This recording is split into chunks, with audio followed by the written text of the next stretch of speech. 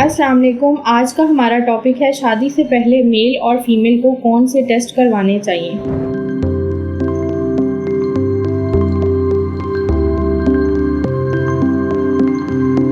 5 ऐसे ज़रूरी टेस्ट हैं जो शादी से पहले आपने अपने और अपने पार्टनर के लाजमी करवाने हैं। सबसे पहले जो टेस्ट आपने करवाना है वो है ब्लड ग्रुप। ब्लड ग्रुप एक बहुत सिंपल सा टेस्ट है, लेकिन इसकी अवेयरनेस बहुत कम है। शादी से पहले ब्लड ग्रुप का होना बहुत ज़रूरी है, क्योंकि अगर आपका और आपके पार्टनर का ब्लड ग्रुप मैच नहीं कर रहा तो ये बात आपने अपनी डॉक्टर को लाजमी बतानी है। अगर आपका और आपके हस्बैंड का ब्लड ग्रुप मैच नहीं करता तो ये चीज़ दौरान प्रेगनेंसी और प्रेगनेंसी के बाद आपका और आपके बच्चे के लिए सेफ नहीं है। इसकी वजह से एक हेमोलिटिक रिएक्शन हो सकता है बच्चे में, और इसको सेव करने के लिए हम एंटीबॉडीज का इंजेक्शन देते हैं। ये इंजेक्शन दौरान प्रेगनेंसी या प्रेगनेंसी के बाद 28 और 32 वीक्स पर दिया जाता है। दूसरे नंबर पर जो इम्पोर्टेंट टेस्ट है वो आपका ब्लड टेस्ट है। इस ब्लड टेस्ट के थ्रू हम hepatitis B, hepatitis C, human papilloma virus, trichomonas, HIV इस तरह की सेक्सुअली ट्रांसमिटेड डिसीजेस को देखते हैं। ये टेस्ट बहुत ज़रूरी हैं। अगर आपका और आपके पार्टनर की सेकेंड मैरिज है तो ये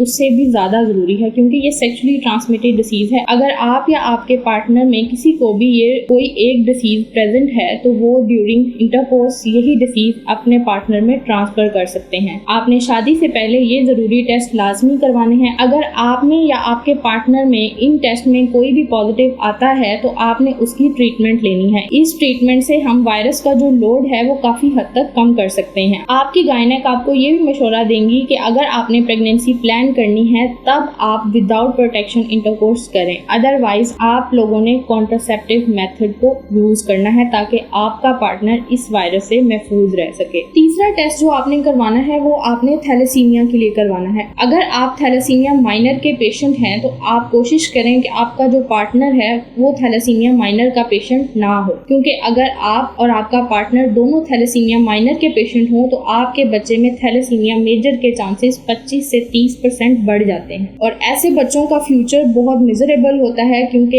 ऐसे बच्चों को महीने में 2 दफा ब्लड लगता है और मोस्ट प्रोबेबली 10 से 12 साल की उम्र में ब्लड रिएक्शन या ब्लड ट्रांसफ्यूजन कॉम्प्लिकेशन की वजह से ऐसे बच्चों की डेथ हो जाती है। लेकिन अगर आप थैलेसीमिया माइनर के पेशेंट हैं और आपका पार्टनर बिल्कुल ठीक है तो आपके बच्चे में थैलेसीमिया माइनर के चांसेस तो हो सकते हैं, लेकिन थैलेसीमिया मेजर का रिस्क काफी हद तक कम हो जाता है। इसीलिए आपने अपना HB इलेक्ट्रोफोरेसिस का टेस्ट लाजमी करवाना है। इससे आप थैलेसीमिया को डिटेक्ट कर सकते हैं। अब चौथे नंबर पे जो टेस्ट है वो है fertility test. Fertility test male और फीमेल दोनों के लिए किया जाता है। मेल में आपने जो फर्टिलिटी टेस्ट करवाना है वो है सीमन एनालिसिस। सीमन एनालिसिस में हम स्पर्म काउंट देखते हैं, स्पर्म की क्वालिटी और क्वांटिटी को देखा जाता है। फीमेल फर्टिलिटी के लिए हमने एक स्कैन करना होता है जिसको ट्रांसवेजाइनल स्कैन कहते हैं, और ये स्कैन आपके पीरियड्स के 12th डे पे किया जाता है। इस स्कैन में हम फीमेल के एग क्वालिटी को देखते हैं और ये देखते हैं कि फीमेल को PCOS या किसी और प्रॉब्लम का इशू तो नहीं। पांचवा जो टेस्ट है वो है जेनेटिक टेस्टिंग। ये टेस्ट सबके लिए रिकमेंडेड नहीं है, लेकिन अगर आपकी फैमिली में कोई ऐसी बीमारी की हिस्ट्री मौजूद है, फॉर एग्जांपल डायबिटीज, अब ये बीमारी जो है ये जीन्स में होती है। अगर आपकी फैमिली में कोई जेनेटिक हिस्ट्री नहीं है तो आप ये टेस्ट स्किप कर सकते हैं, लेकिन अगर आपकी फैमिली में डायबिटीज या कोई भी दिमागी मसाइल या कुछ ऐसी बीमारियां जो जीन्स में चलती हैं तो आप ये टेस्ट लाजमी करवाएं। शादी के लिए हम अपना सोशल स्टेटस देखते हैं, फाइनेंशियल स्टेटस देखते हैं, पार्टनर्स की कंपैटिबिलिटी देखते हैं कि ये लोग सर्वाइव कर सकते हैं या नहीं, लेकिन मेडिकल पॉइंट ऑफ व्यू से ये अवेयरनेस बहुत ही कम है। तो कोशिश करें शादी से पहले आप अपने और अपने पार्टनर के ये टेस्ट लाजमी करवाएं।